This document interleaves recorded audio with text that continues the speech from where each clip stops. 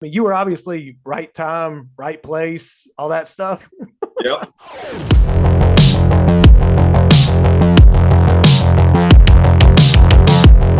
So how long into the career was this foot chase that got you a little bit viral attention? Was it how long Uh, into the career was that?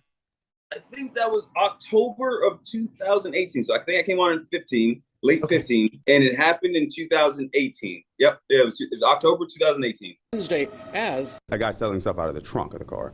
So we thought it was a little suspicious. already working another call, they ran the plate and the car came back stolen. When they returned, it was gone. But later, Parker spotted it again. Chopper 13 followed as the car tried to squeeze between two other cars at a stoplight. It didn't work.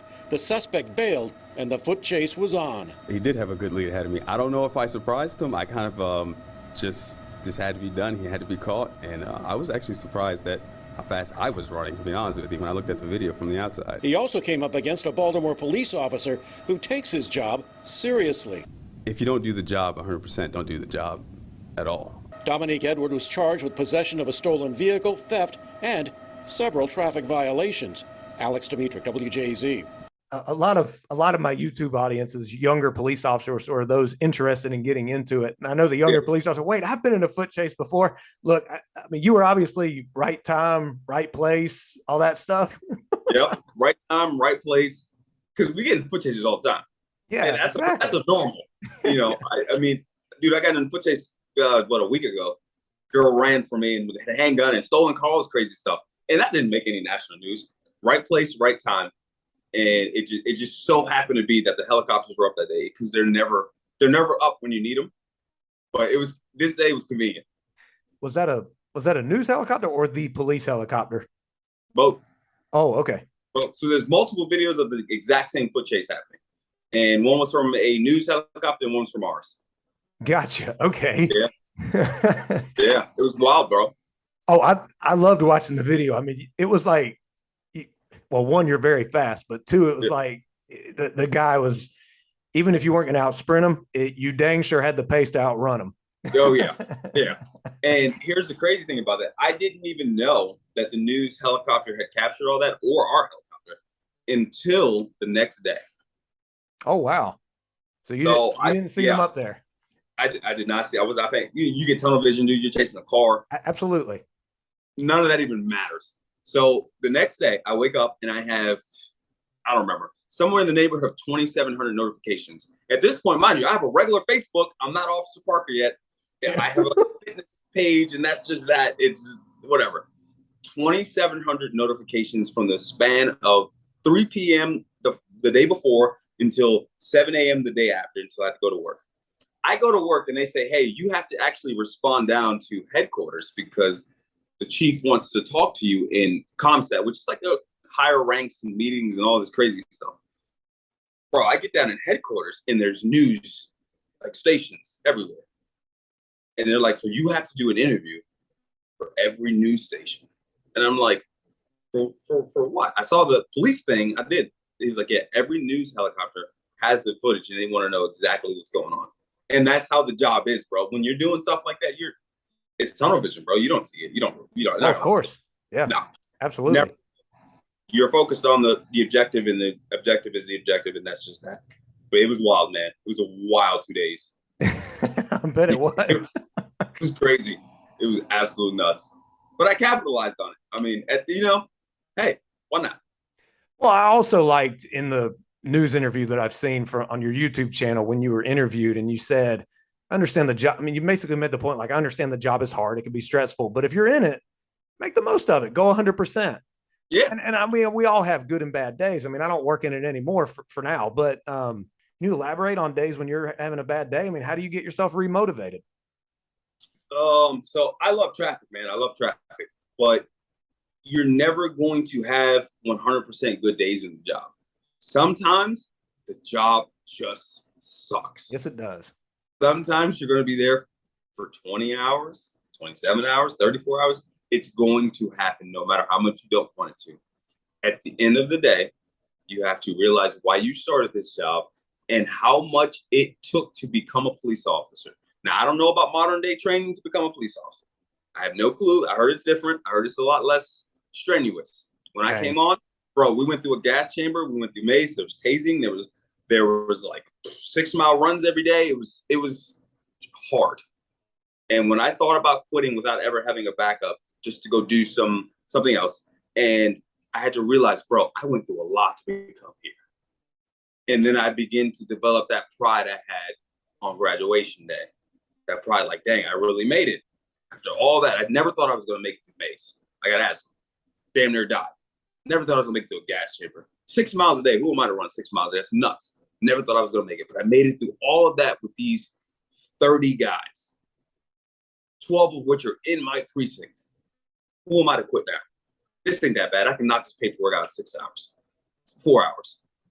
This is what I signed up to do. This is what my dream was. You got to remember the emotions and the emotions connected to who you are when you started. Because you remember when you first became a cop, or you were trying to become a cop, how bad you wanted that, how much you thought you was just, I would do anything to become a cop right now. That's what you got to hold on to, because that's going to remind you how important, not only how important your job is, but how impactful it is for you as a person to be there. Because everybody who's a cop didn't have that.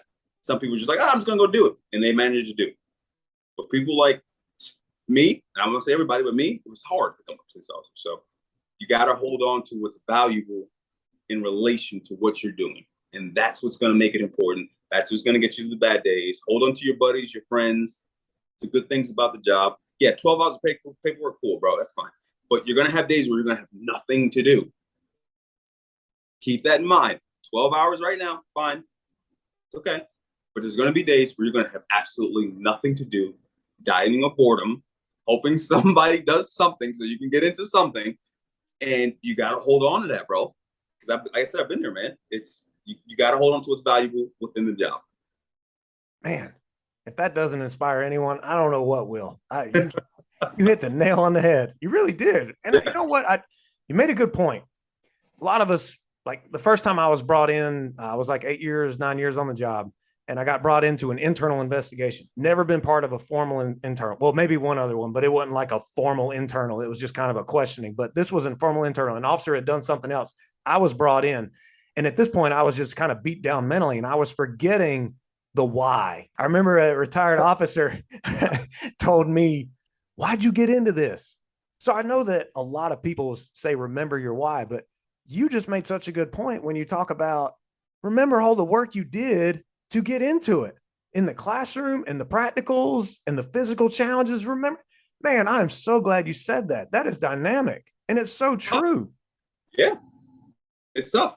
You got to remember the start, man. In order to understand the finish, you got to remember why you started, or you'll never finish. Yeah, very true. You know, you didn't quit, and then you ended up going viral on a foot chase. Yeah. You never know what's next for you, man, in the job. And that's what's in quit, man. If you start and you love it and your heart's in it, my heart's still in it. No matter how many jokes I make on TikTok or Instagram or Facebook or YouTube, I make a lot of jokes. And that's because they're true and they're funny. Right. But my heart's in the job, dude. Yeah, absolutely. And I can tell it is, and that's great. But I do want to talk about your YouTube channel and your Instagram, all the social media you've been doing. Obviously in the job, we have to have a hobby outside of the job or something we feel passionate about outside of the job. So we don't get wrapped up into policing as our identity, because it's not, it will never be who you are. It's what you do. But yeah, I get it. It's a calling. You feel passionate about it, but you need something outside of it. When did you start feeling a calling to speak out about inspiration and self-help and modern day issues going on as well? I'm going to be honest with you. I actually have been doing motivational speaking since I was 16 years old. Okay, I believe that. Yeah, I had a YouTube channel. I believe I had a Facebook since I was like 16 or 17, 18 years old maybe. But it wasn't taking off. I had like 1,200 followers. And this is when I mentioned earlier is when Austin Parker had became. I was just Parker Fitness. This was my name because I had become fit. I had started doing this fitness thing. And I would speak motivation, do all these things on YouTube, but I was getting a couple hundred views. That's it. So I still had the pages up. I was still, trucking at it, as I became into law enforcement 4, 5, 6 years later, whatever. And what had happened was the foot chase happened. Now my page blew up. Everything started going viral. I remember I did a Google Analytics search, and my name, Officer Parker, had been searched over 2 million times within 24 hours. That's awesome. Nuts. I mean, nuts. So I changed my name to Officer Parker from G Parker Fitness. Same page. The page you see now is the exact same page I had since I was like 16 years old. I just changed the name. So I changed the name to Officer Parker, and that's the name I was going to run with. That's what I was going to do. And I continued to repost the same motivational content. And of course, add new, more stuff. But it's essentially what it is. It's the exact same page, the exact same content, sort of rebranded to the person that they know and the person that they see all on TV. They don't know G Parker Fitness. They don't know, no idea who this guy is, but they know who Officer Parker is. Right. So interesting. Yeah. Well, you talk. I know we could go on all day about like the issues facing American society, but you also talk about that on your YouTube channel. I applaud you for addressing modern day issues going on and the challenges we face as Americans and the divisiveness that's being thrown at us and of being effective. You talk a lot about that kind of stuff. So, I mean, what's the drive behind it? Me personally, man, I'm a loving person. I'm a caring person. I can say that's been one of my valuables, but it's also been one of my downfalls. It's just caring a lot. So we're not going to talk about the downfall, but I genuinely care about the well-being of people. Like I'm happy to see you be happy. That's me. If you're happy, bro, I'm happy. Especially if you're my friend, you're good, you're doing well in life. Even if I'm not doing good, I'm happy. So my goal behind all of that is just to say, dude, like, what are you guys fighting about? What are you guys arguing about? I understand that there's like a legitimate, realistic issue at hand, and I'm not saying there isn't, but what's the purpose of destroying other people's stuff, burning other people's stuff, stealing other people's stuff to get a point across that portrays peace and unity? You know what I'm saying? Because during the riots, let's be honest, the message that we were fed was, well, peace, unity, love, inclusiveness. How does that correlate with destroying another person's property, burning this CVS down where these elderly people need their medication, or destroying this person who's they've been in this community for 50 years. They built this store and they're helping the community because they're the only store within a 4-block, 5, 6, 7-block radius, and it's burned down now. So now that 70-year-old who used to be able to walk out of her house to not even a block to go get her food, her bread, her milk, cheese, whatever, so have you, now has to walk 7 blocks because you decided to burn it down. How is that inclusive? How is that love? How's that peace? How's that unity? So my message has always been, let's not be emotional towards a situation. You can be emotional, but don't act on your emotion, right? Act logistically, be logical, be rational, and allow your voice to have a presence. The second you act off emotion and the emotion results in a negative impact towards the community, you have negated everything you have said, right? Because you're fighting against a negative impact on the community. You're saying police brutality, you're saying police do this, police do this. Okay, you're allowed to have your voice, bro. That's fine. There's nothing wrong with that whatsoever. I've never been against that. Speak your piece. But the second you say that in the community, this is bad, this is negative, and as a result, you go do something that's bad and negative, the initial thing that you were fighting for now becomes obsolete because you have subjected yourself to the exact same action as the thing you're defending. So I've always been, bro, just be happy, be peaceful, speak your piece, do what you can do. Fight, man, fight the good fight, bro. I'm not saying that I believe in what you believe in, but you got your freedom of speech. Fight the good fight, but do it wholesomely, respectfully. Love one another, man. You know what I mean? And if they're hard to love, okay, cool. Like them from a distance, love them from a distance.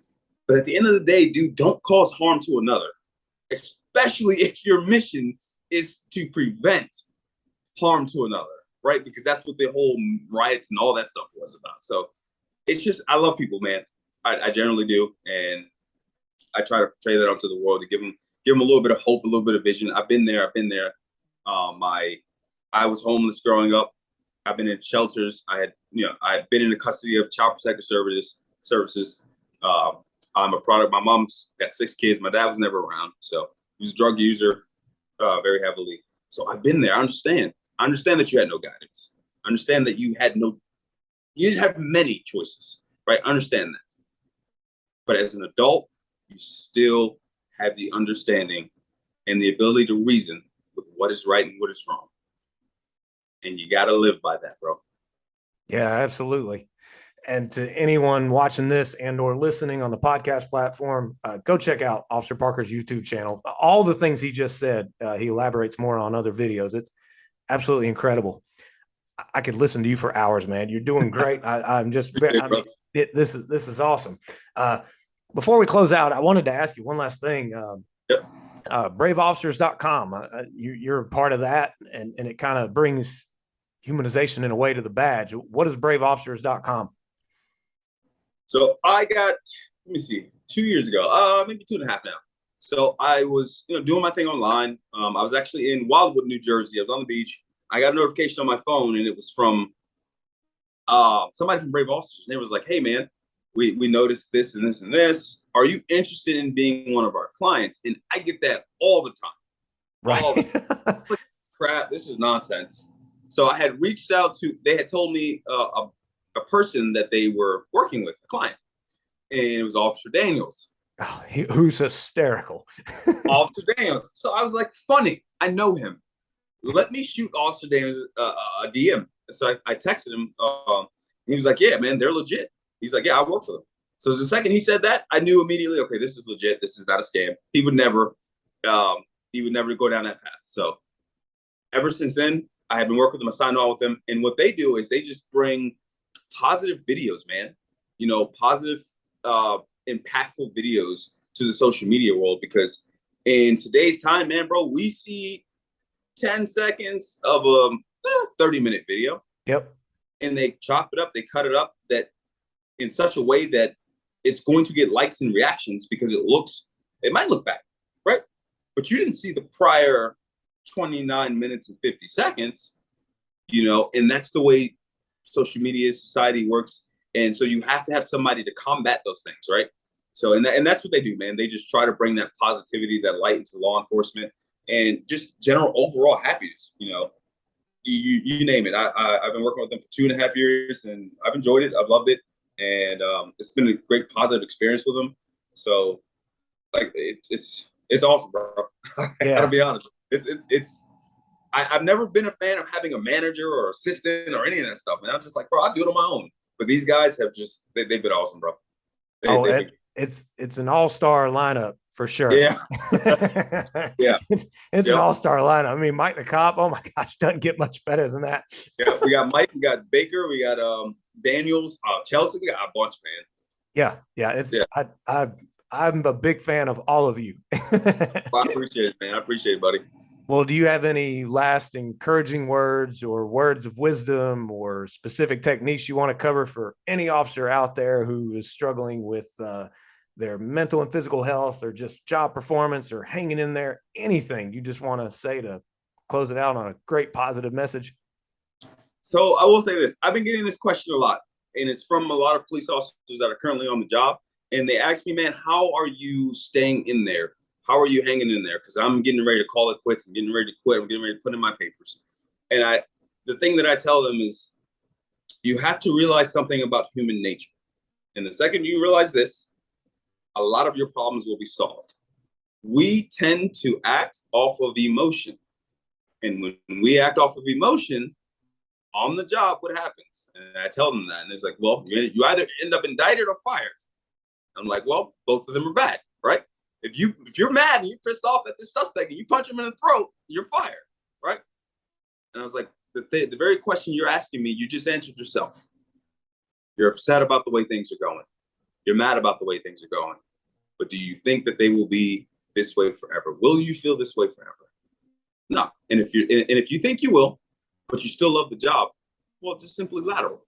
Move to another agency that's better conditions. So that way you don't have to give up the dream for a temporary feeling of discomfort.